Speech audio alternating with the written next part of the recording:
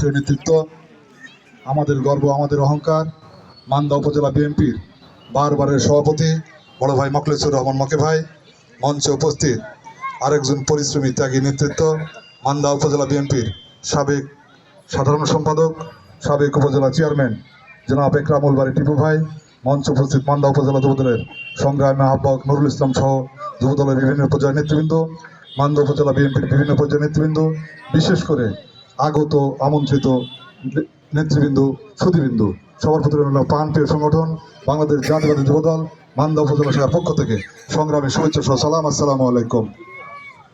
আমার বক্তব্যের শুরুতেই শ্রদ্ধার সাথে স্মরণ করছি মহান স্বাধীনতার ঘোষক, বাংলাদেশের রাখাল রাজা, বাংলাদেশের গণমানুষের নেতা, বিএনপির প্রতিষ্ঠাতা শহীদ রাষ্ট্রপতি জিয়া রহমানের আত্মার মাগফিরাত কামনা করছি। আমি সুস্থতা কামনা করছি, যার দীর্ঘদিনের আন্দোলন সংগ্রামে আজকের এই ফসল এই সরকারকে পালিয়ে দিতে বাধ্য হয়েছে সেই নেতৃত্ব আপসহীন দেশনেত্রী বেগম খালেদা জিয়া এবং তারুণ্যের অহংকার তারেক রহমানের সুস্থতা কামনা করছি এবং দীর্ঘায়ু কামনা করছি। আমি আত্মার প্রতি শ্রদ্ধা জানাতে চাই আমাদের সাবেক সংসদ সদস্য, আমাদের প্রাণপ্রিয় নেতৃত্ব জনাব শামসুল আলম প্রামাণিকের বিদায়ী আত্মার মাগফিরাত কামনা করছি। সংগ্রামী নেতৃবৃন্দ, রমজান মাস অত্যন্ত তাৎপর্যপূর্ণ মাস।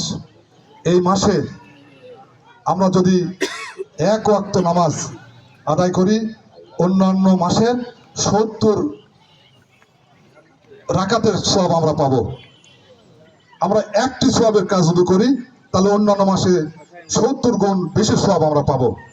এই মাসের তাৎপর্য আল্লাহ এত বেশি বেশি দিয়েছে।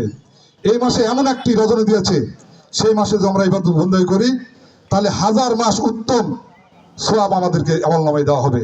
আমরা এই মাসের যেই ফজিলতগুলি রয়েছে সেই ফজিলতগুলি আমরা হাসিল করার চেষ্টা করব। আল্লাহ যেন সবাইকে আমাদের হেদায়েত দান করেন। সংগ্রামী নেতৃবৃন্দ, খুনি হাসিনা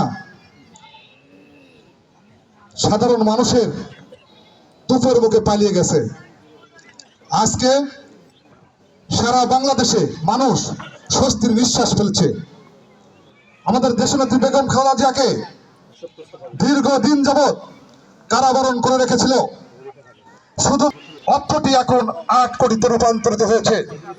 অথচ তাদের দুর্নীতির পাহাড় কিন্তু দেখা যাচ্ছে। মিলিয়ন বিলিয়ন ডলার বিদেশে পাচার করে তারা বিদেশে বাড়ি জমাইছে, বিদেশে বাড়ি কিনে অর্থ জমা করেছে। আজকে কিন্তু আন্দোলন সংগ্রাম হচ্ছে। এই আন্দোলন প্রতিষ্ঠিত হওয়ার পরে এই খুনি হাসিনাকে বাংলাদেশের মাটিতে নিয়ে এসে বিচারের কাঠ করে নিয়ে এসে ফাঁসিতে ঝুলাবো, তারপরে আমরা ঘরে ফিরবো। তার আগে আমরা ঘরে ফিরবো না। এই আশা ব্যক্ত করে সকলের সুখ সুন্দর মঙ্গল কামনা করে আমার কথা শেষ করতে গিয়ে খোদা হাফেজ। বাংলাদেশ জিন্দাবাদ, শহীদ জালাল খালেদা জিন্দাবাদ, তারেক রহমান জিন্দাবাদ। সকলকে ধন্যবাদ। আসসালামু আলাইকুম।